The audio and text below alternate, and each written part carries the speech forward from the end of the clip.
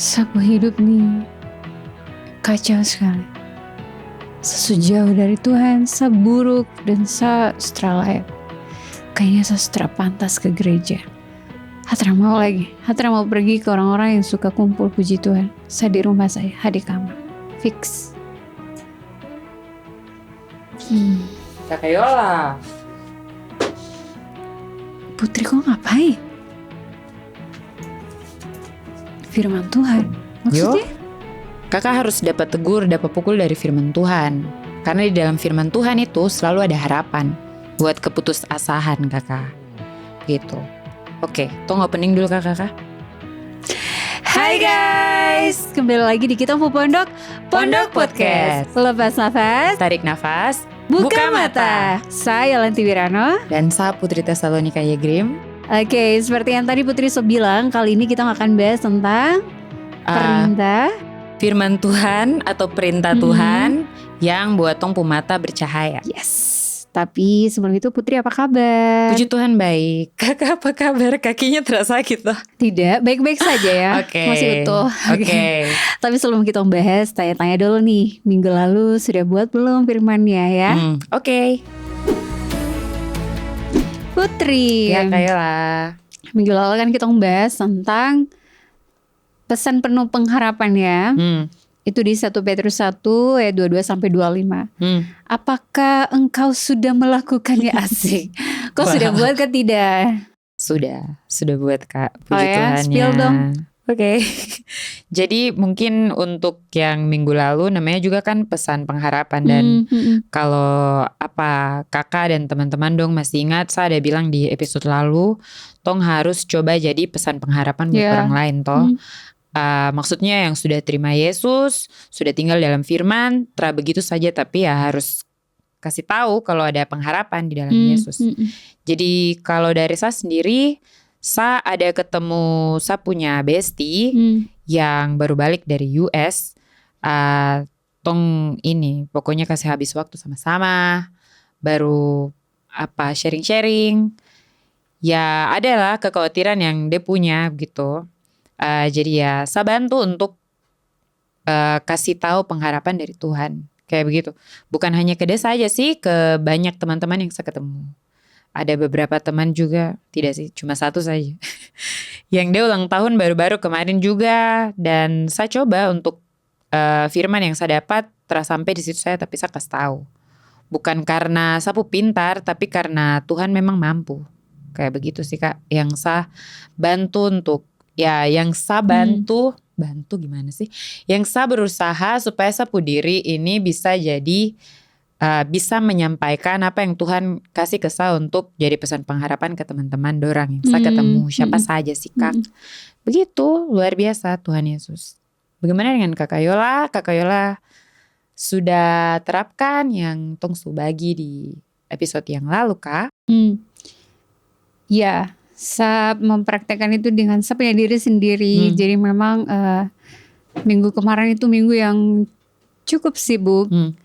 Karena sudah mulai aktif-aktifnya di kantor, mulai untuk prepare ngajar gitu kan. Jadi kayak saya capek sekali begitu, capek sekali. Tapi firman ini memberi pengharapan gitu, kayak ya walaupun kau capek, kau buat apa yang kau buat ini akan memberikan harapan untuk orang lain begitu, karena yang saya buat ini bukan berbicara duniawi tetapi tentang firman-Nya juga. Betul, benar.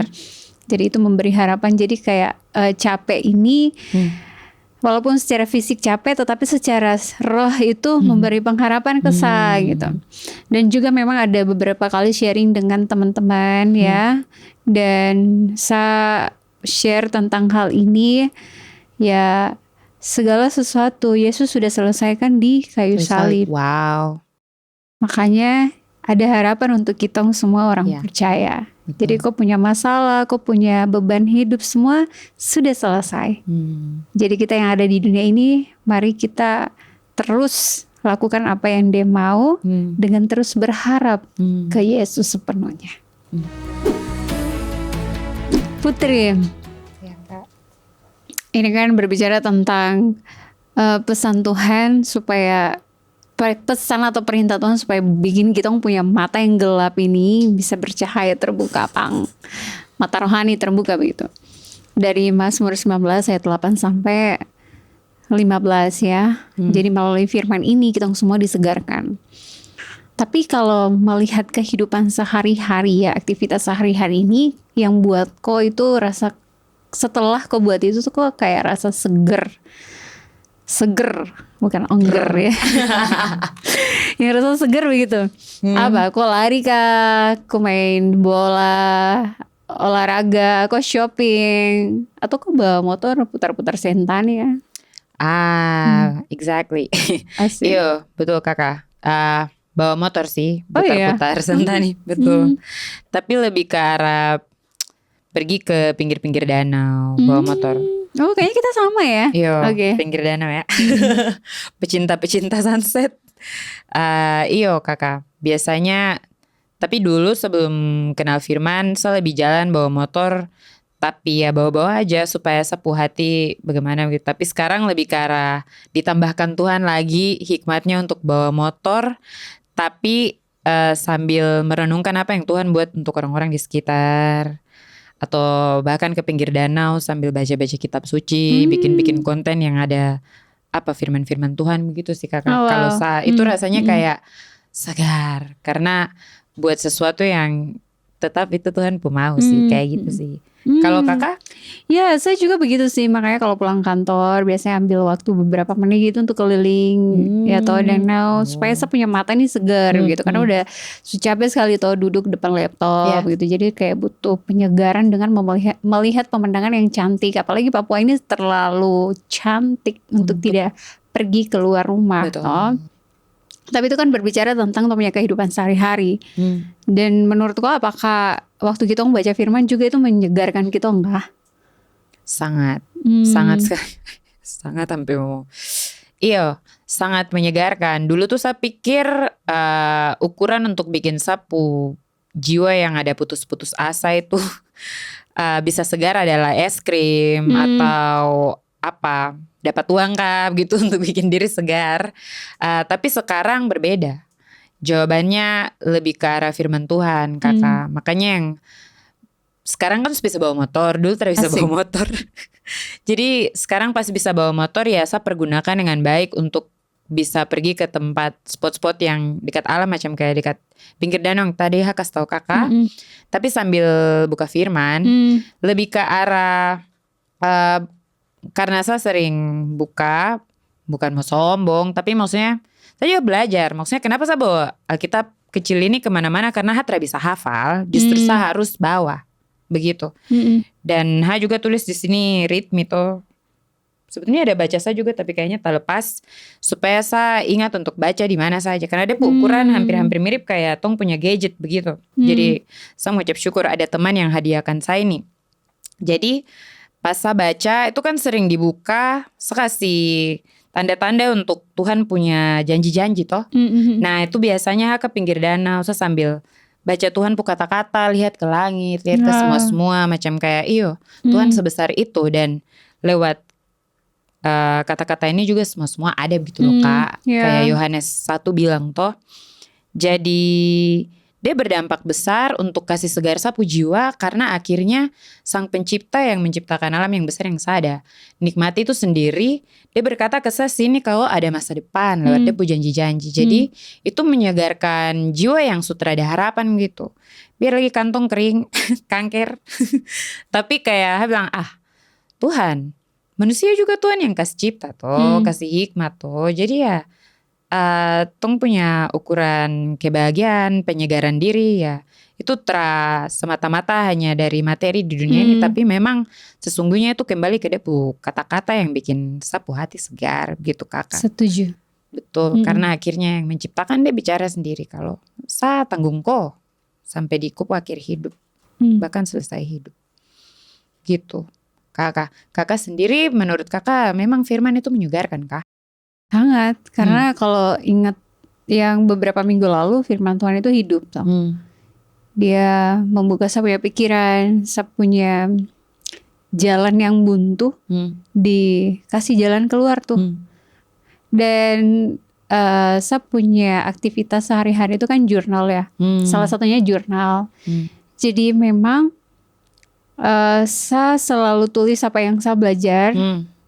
Firman Tuhan yang saya belajar saya tulis gitu. Dan memang di minggu ini baru menyelesaikan kitab Efesus. Wow, luar biasa. Biasa ya untuk baca firman gitu. Bukan apa sih lagi, bukan untuk menyombongkan, tetapi karena sudah jadi anak Tuhan, Betul. membaca firman itu sudah menjadi gaya hidup. Betul. Ya, bukan sesuatu yang kau mau tampilkan ke orang gitu. Betul. Tetapi itu sudah menjadi gaya hidup kau waktu kau sendiri, Betul. tanpa orang-orang melihat.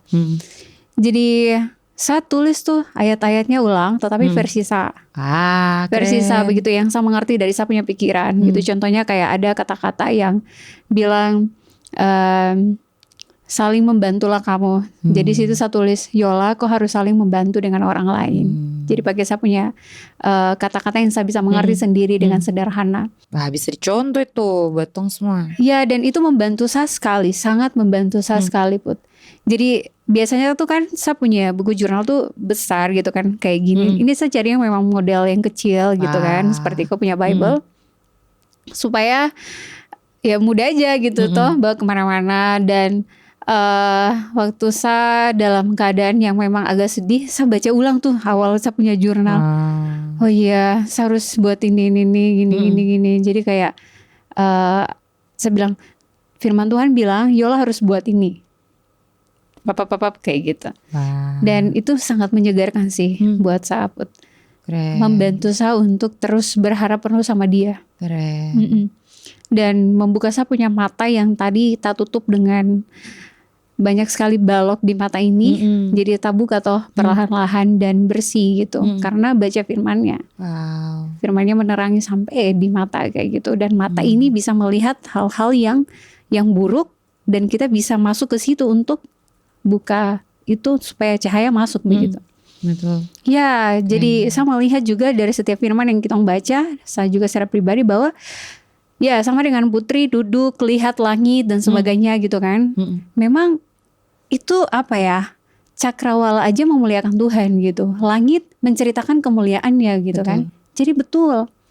Betul sekali bahwa firman ini bukan hanya berbicara soal apa dia ciptakan bla bla bla dan sebagainya, tapi kitong saja yang dia ciptakan ini memuliakan dia, tetapi barang-barang yang tidak bergerak ini itu bisa memuliakan dia dengan dong cara sendiri begitu, kayak siapa yang buat ini? Betul. Ya toh? Iya Kak. Siapa lagi? Tidak ada manusia yang bisa buat Benar. benda yang seperti atau langit di atas, tidak ada yang bisa buat itu selain Tuhan. Jadi kita bisa melihat kebesarannya di situ. Iya, betul. Keren sih Kak. Apalagi Kak kan pecinta alam toh, jadi selalu lihat-lihat kayak begitu. Menurut Kakak nih, kenapa sampai firman itu menjadi, kan gini, kitong bisa memuliakan Tuhan dengan tong lihat dia penciptaan. Dan tong juga selain itu bisa lihat firmannya. Nah, sebuah pertanyaan ini, kenapa sampai firman Tuhan itu menjadi hal yang paling penting untuk melengkapi semuanya tentang kemuliaan Tuhan? Begitu Kakak. Tentang pengharapan dan yang lain sebagainya, begitu Kakak. Kenapa dia bisa melengkapi? Lagi karena kita sudah ngerti, kita sudah mengerti bahwa saya ini diciptakan Tuhan. Dan saya sudah terima Yesus sebagai Tuhan dan Juru Selamat saya. Jadi segala sesuatu yang saya buat tanpa mendahulukan Tuhan itu sia-sia. Jadi sehebat apapun acara, sehebat apapun pengetahuan saya, tetapi tidak ada Tuhan di situ, itu sia-sia. Itu kosong. Dunia bilang wow, tetapi dari Tuhan bilang nyala engkau. Oh Tuhan. Ya, karena paling takut ayat itu. Iya, karena tidak mendahulukan Tuhan. Iya. Wow di mata dunia tapi tidak untuk Tuhan. Jadi tapi hal yang simpel, sederhana, tetapi kok taruh Tuhan yang pertama itu wow di hadapan dia. Tapi dunia akan bilang biasa saja. Memang rumusnya berbeda dunia dengan Tuhan. Keren. Apakah Putri juga seperti itu? Iya Kakak. Seperti yang tertulis di firman sendiri di Yohanes 1 bilang kalau lewat firman baru semua ada. Dari situ saya berpikir bahwa firman Tuhan itu bukan hanya sekedar kata-kata, tapi kata yang hidup. Karena lewat kata itu juga saya hidup. Lewat kata itu dia gini, kita saja ya, semua manusia nih bicara. Kamu punya aksi pertama ketika memang sutrada jalan adalah kamu berdoa. Kamu berdoa kan berarti kamu kasih kata-kata ke Tuhan. Dan kamu berharap Tuhan kasih keluar kata-kata supaya kamu sembuh, atau dikasih jalan keluar. Contoh nih, Tuhan Yesus kasih saya lulus kah dari mungkin CPNS gitu. Terus ini kesaksian dari adik rohani di belakang kamera. Terus Tuhan akhirnya bilang, yo saya berkehendak kau lulus. Nah itu kan berarti kembali ke dia kata-kata lagi yang ketorang toh. Gitu sih Kak. Makanya di Depuk kata-kata itu, firman sendiri itu sudah pasti melengkapi. Betul. Oke Kakak. Oke Kayla, bicara-bicara tentang firman Tuhan, belakangan ini kan banyak terjadi bencana alam toh. Tidak banyak sih, tapi ada tong dengar kayak mau terjadi bencana alam. Dan ini macam sudah manusiawi sekali ya, ketika manusia dengar bencana alam langsung dong ingat Tuhan gitu, tiba-tiba ingat Sang Pencipta gitu. Nah, yang saya mau tanya, ya itu kan kalau ada bencana alam baru dong ingat Tuhan toh. Terus saya juga mau tanya terkait dengan kakak sendiri dan teman-teman, apakah kakak orang yang seperti itu ada bencana alam dulu baru kakak, atau hal besar yang tidak diinginkan baru kakak cari Tuhan, atau kakak selalu punya waktu dalam 1 minggu untuk punya waktu baca firman Tuhan, rema begitu, renungan dengan Tuhan begitu, firman Tuhan. Tanya yang bagus sekali. Bencana alam harus ada supaya manusia berdoa ya. Aniaya, penderitaan, kalau hal-hal itu berkurang, manusia akan pemalas berdoa. Karena hidup sudah terlalu bebas dan nyaman sekali di dunia ini. Seperti peraturan diadakan itu untuk melanggar toh, bukan untuk mematuhi.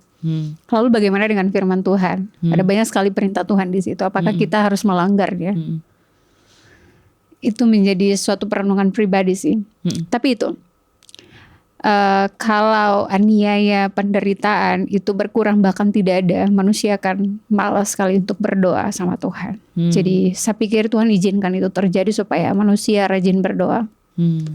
Sunyaman tapi tidak berdoa tuh. Nanti sudah bencana baru mau berdoa. Anyway, terus saat pribadi yang waktu mengenal Yesus, terima Yesus, memang belajar untuk taat sama Tuhan, taat sama Dia dengan membaca firman ya, setiap waktu. Lagi, ini bukan untuk menunjukkan bahwa saya yang paling hebat, tidak, tetapi saya juga masih belajar untuk membaca firman-Nya setiap hari. Benar. Setiap hari, karena pada dasarnya saya sudah tahu bahwa ketika saya tidak mengawali dengan Tuhan, segalanya kacau. Celakalah saya tanpa Tuhan hari ini. Setuju. Jadi saya tidak bisa kalau saya tidak mengawali dengan Dia, bertanya ke Dia, minta ke Dia, gitu kan. Karena saya ini ciptaannya. Kalau saya bukan ciptaannya ya siapa peduli? Who cares kayak gitu kan. Betul. Tapi karena sumbernya adalah Dia, saya harus kembali ke Dia. Saya tidak ada apa-apa tanpa Dia. Karena Dia sangat berharga buat saya. Apapun itu. Dan firman-Nya itu menjadi ajaran yang penting. Firman-Nya sempurna, firman-Nya itu teguh yang bisa saya percaya setiap waktu. Firman-Nya itu tepat sasaran. Firman-Nya juga murni, ya, tidak kotor, dan memiliki dampak yang besar dalam saya punya hidup. Makanya saya harus awali dengan Dia. Putri bagaimana? Oke. Kalau saya sekarang lebih ke saat era waktu, musim dimana saya memaksa saya punya diri sendiri untuk baca firman setiap hari. Mau tidak mau saya harus baca. Karena saya juga sudah bagi di episode-episode Pendok Podcast sebelumnya sendiri. Jadi kayak gini Kak, kalau saya bersaksi ya berarti saya sendiri harus praktek, begitu. Dan saya sendiri mau praktek untuk setiap hari paksa sapu diri baca firman Tuhan. Seolah-olah firman Tuhan itu sapu nafas. Kalau saya tidak baca firman Tuhan hari itu saya tidak bernafas dengan baik. Atau tidak bernafas, ya literally mati. Kayak secara begitu. roh kok mati sih. Ya benar. Jadi kayak benar-benar menjadikan firman Tuhan itu sesuatu yang saya harus konsumsi setiap hari.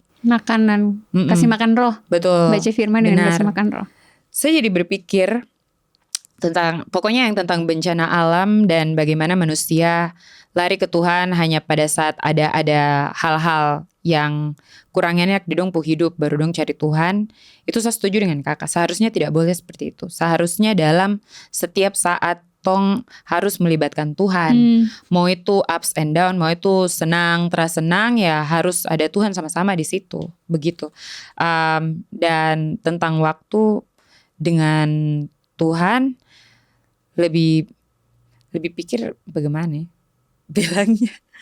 Lebih pikir kayak makanan. Tadi kakak bilang makanan. Kita manusia kan kalau lihat makanan itu berbagai macam toh kakak. Dan ada makanan yang sehat, ada makanan yang terasa sehat. Dan firman Tuhan itu seperti kata-kata di antara banyaknya kata di dunia ini yang sebenarnya dia memberi nutrisi kepada tong punya roh. Begitu. Sama seperti makanan, ada banyak berbagai jenis makanan dan enak, tapi terus semuanya kasih nutrisi. Sama kayak firman sebagai kata-kata yang hidup. Ada banyak kata-kata di dunia, tapi firman Tuhan itu satu-satunya yang kasih nutrisi ke tong roh. Dan kau bisa dapat nutrisi itu kalau kau baca. Betul. Kau harus baca sendiri firmannya. Harus dicicip sendiri. Tra bisa saya cuma dengar saja dari Kayola, terus saya baca. Atau dengar khotbah di YouTube. Betul. Padahal tong itu cuma dapat tipu dari iblis yang kalau seakan-akan kau baca firman di dalam itu dia akan judge kau saja gitu. Dia akan kayak perintah kau ini dan sebagainya. Sebenarnya kalau kau praktek untuk cicip baca firman Tuhan sendiri, kau akan rasa bahwa kau puroh dihidupkan Tuhan, dilindungi Tuhan, dikasih nutrisi ke Tuhan sampai akhirnya di saat titik terendah dalam kupu kehidupan, kau masih bisa, kau mata itu bercahaya, melihat cahaya dari Tuhan. Begitu, betul kakak. Tra bisa dengar-dengar saja, tra bisa iyo saja, tapi harus baca. Tapi harus cicipi sendiri firman Tuhan. Baru nanti kok rasa dia punya indah bagaimana, dia enak bagaimana, dia punya bergizi bagaimana. Apakah untuk mengalami hal-hal itu harus kita berpendidikan tinggi kah? Menurut saya tidak kakak. Saya lupa itu ada di bagian mana, tapi ada di firman Tuhan, di mana Tuhan Yesus dia bilang dia mengucap syukur kepada Bapa di surga bahwa dia kasih rahasia Injil firman Tuhan ini, dia buka untuk orang-orang yang kecil. Yang artinya dia kenapa pilih yang paling kecil? Supaya semuanya rata, dari kecil sampai besar, mau kok jualan di pasar, kau mahasiswa, kau tinggal di rumah, kau jaga-jaga kau keponakan, atau kau rasa kau diri berharga, firman Tuhan tetap bisa tembus di dalam orang itu hati. Begitu. Karena saya sendiri sudah lihat buktinya kakak. Saya kesaksian sedikit, saya lihat banyak pelayanan di belakang jeruji. Dan bayangkan saja orang-orang yang di penjara atau di jeruji itu orang-orang yang paling dikucilkan di masyarakat toh. Orang-orang paling anggap dorang itu blacklist lah gitu, daftar gelap lah gitu. Tapi ketika orang-orang itu punya hati untuk balik ke Tuhan, terada yang mustahil bagi Tuhan. Jadi dorang di dalam penjara, tapi tetap ketika dong bisa baca firman Tuhan, dong bisa mengerti begitu. Jadi kayak tiap saya lihat kesaksian di mana-mana orang-orang yang sudah terima Tuhan dan baca firman Tuhan, mau itu yang put title tinggi sampai yang cuma ibu rumah tangga atau yang di belakang jeruji, dong punya roh yang sama. Dong punya kata-kata yang keluar dari dong mulut kesaksian itu penuh dengan kuasa. Karena sama roh Yesus yang ada dalam dong. Jadi ketika dong terima Yesus, rohnya sama. Ketika dong mau baca firman, yaitu Yesus sendiri, akan tetap sama, asalkan punya hati yang mau. Begitu sih kakak. Jadi tidak perlu pendidikan tinggi. Hanya satu modalnya, kau mau untuk baca firman, itu saja. Kau mau untuk percaya tiap perkataan yang ada di sini itu benar. Begitu sih kak. Sama seperti penulis kitab Mazmur ini ya, Daud yang ya secara pendidikan gimana sih gitu toh. Betul. Tidak sampai S3 gitu kan, benar. S1 pun tidak, tapi justru dia yang dipilih Tuhan menjadi seorang raja. Betul. Jadi seorang king gitu. Jadi memang berbicara soal firman ini tidak memandang status pendidikanmu atau betul. status jabatanmu. Betul. Kok ini siapa, begitu kan. Bahkan orang yang dianggap rendah pun oleh dunia, Tuhan meninggikan dia toh. Benar. Jadi siapa saja bisa belajar firman dan siapa saja bisa tahu firman dan alami firman begitu ya. Karena firman ini terlalu berharga, lebih berharga daripada emas, lebih berharga daripada uang dan apapun itu. Saking berharganya sampai detik ini ya firmannya itu masih relevan sekali. Benar. Relevan dalam kita punya kehidupan yang sekarang, yang besok, 10 tahun mendatang, 1000 tahun yang datang, bahkan kita semua sudah lenyap dari dunia ini pun, firman yang masih tetap relevan dalam tong punya hidup semua. Jadi terlalu keren ya. Terlalu memang makanya dibilang firmannya itu hidup, memang hidup sekali selamanya. Gitu. Kalau PLN mungkin cahayanya ya akan mati toh, tetapi firmannya cahayanya itu tidak akan pernah mati. Betul. Selalu menyala. Kembali menyala lagi abangku lagi ya. Wow. Oke Kakak, bicara-bicara lagi tentang firman Tuhan dan Kakak Yola kan juga pasti sudah banyak pengalaman ya dalam hal baca firman begitu. Oke. Kakak, menurut Kakak baca firman saja itu cukup kah? Atau ada hal lain yang harus kitong tambah? Apalagi untuk tong yang mula-mula mau baca firman atau belajar baca firman Tuhan. Ada yang harus ditambah Katra? Ada, saya memutuskan untuk ada. Karena saya pernah baca salah satu buku, ini buku dari saya punya dosen juga di S2. Dia menulis di buku itu waktu kitong belajar kitab suci, ada 5 hal yang kitong harus buat. Yang pertama kitong baca, kedua kita merenungkan, ketiga kita menghafal, keempat kita menggali, dan yang kelima itu kita mengaplikasikan atau mempraktekannya. Jadi kalau salah satu dari 5 hal ini tidak ada, itu sepertinya ada yang kurang. Ya bagaimana mungkin kan kau belajar firman Tuhan, sudah baca, hafal, tapi kau tidak pernah merenungkan itu dalam kau punya hidup. Atau kau renungkan juga baik sekali, kau menggali dengan baik sampai bahasa aslinya, tapi kau tidak pernah mengaplikasikan dalam kau punya hidup, atau kau tidak pernah praktek dan share itu ke orang lain. Kan kurang ya. Jadi egosentris. Ego sekali, karena semua berpusat di kau punya diri sendiri begitu kan. Sedangkan firman ini adalah pedoman moral untuk kau punya hidup dan juga kepada orang lain semua gitu. Dan sebagai peringatan toh. Peringatan yang mana kau harus buat gitu peringatan. Kalau peringatan kan berarti ada sesuatu yang salah. Benar. Diingatkan supaya kau tidak jatuh atau tidak buat hal yang salah lagi begitu kan. Jadi harus ditambah menurut saya. Dan memang belajar kelima hal ini untuk mempelajari firman Tuhan itu, untuk mengawali itu agak kayak udah yang penting saya baca lah, ngapain saya harus gali sendiri kan. Ya kok harus alami Tuhan sendiri seperti yang tadi kau bilang gitu kan. Kita harus mencicipi firman itu sendiri. Tidak cukup dengan mendengar khotbah di YouTube atau di gereja. Kita harus cari tahu sendiri nih maksudnya apa begitu kan. Jadi bahkan saya mau bilang bahwa tidak semua orang-orang yang sekolah teologi pun mau melakukan 5 hal ini. Jadi kau punya diri sendiri, kau harus betul-betul urus kau punya perjalanan rohani kau dengan Tuhan. Kalau Putri, kau sendiri kau mau tambah kah tidak? Tambah, pasti tambah Kakak. Karena tadi pas Kakak kasih tahu bagi itu ke teman-teman, saya pikir begini. Betul juga ya, kita manusia itu punya kecenderungan apa-apa yang tong rasa enak itu tong mau bagi. Iya toh. Sebenarnya itu adalah sifat alami yang Tuhan taruh di luar pas dia ciptakan kita orang toh. Jadi pas baca firman yang ditambah tadi saya highlight dari Kakak yang Kakak bagi tadi tuh 2. Yang pertama aplikasikan, yang kedua kalau bisa bagi. Jangan hanya di kos saja, jangan egosentris. Dan saya setuju dengan 5 tadi juga yang Kakak bilang itu. Iya, saya setuju dengan Kakak. Harus, karena begini, masa sih hal yang kau baca itu kau tidak mau praktekkan? kayak begitu. Pasti untuk tahu yang kau baca itu benar ya kau harus praktek begitu. Ya kau baca firman ya kau praktek akan supaya kau tahu oh ternyata itu benar begitu. Dan yang kedua ya untuk kau mengharapkan dunia itu bisa sama seperti bisa damai ya. Sumber kedamaian kan firman Tuhan toh.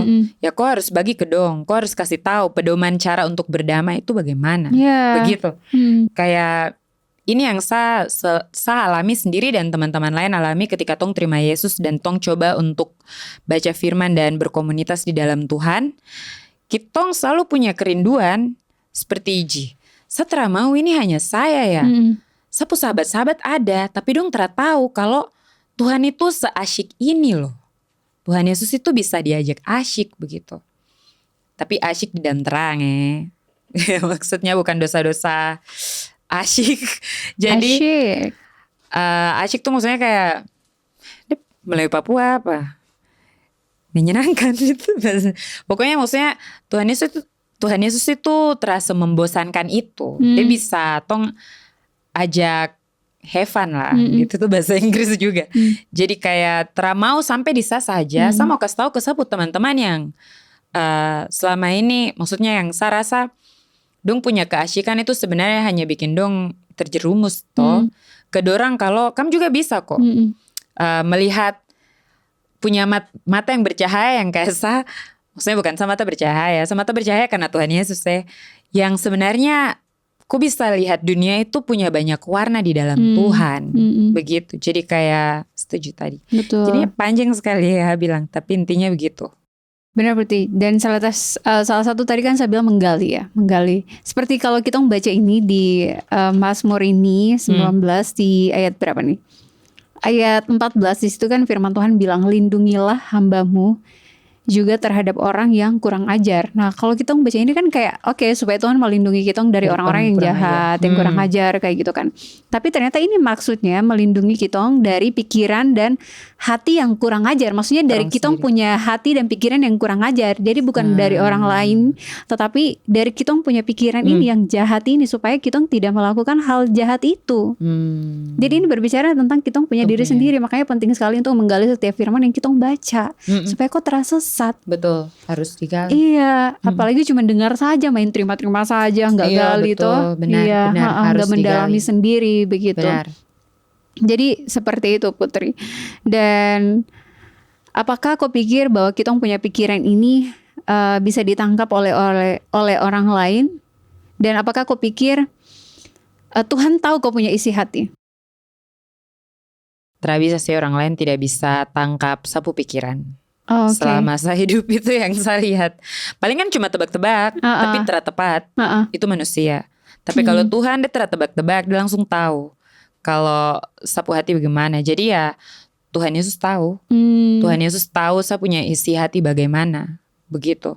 Karena itu terbukti dari pas saya baru pikir hal itu, pas saya baru sadar bahwa saya perlu itu, Tuhan tiba-tiba kasih jalan bisa begitu bertemu dengan apa yang saya butuhkan begitu dan tentunya dari hati yang mau karena yang tadi kayak Kak Ella bilang harus libatkan Tuhan. Ya aku mau sesuatu ya bicara tentang kau punya masalah di dalam kau diri ya orang lain tidak bisa membantu kau, Tuhan yang bisa bantu lewat Tuhan dulu.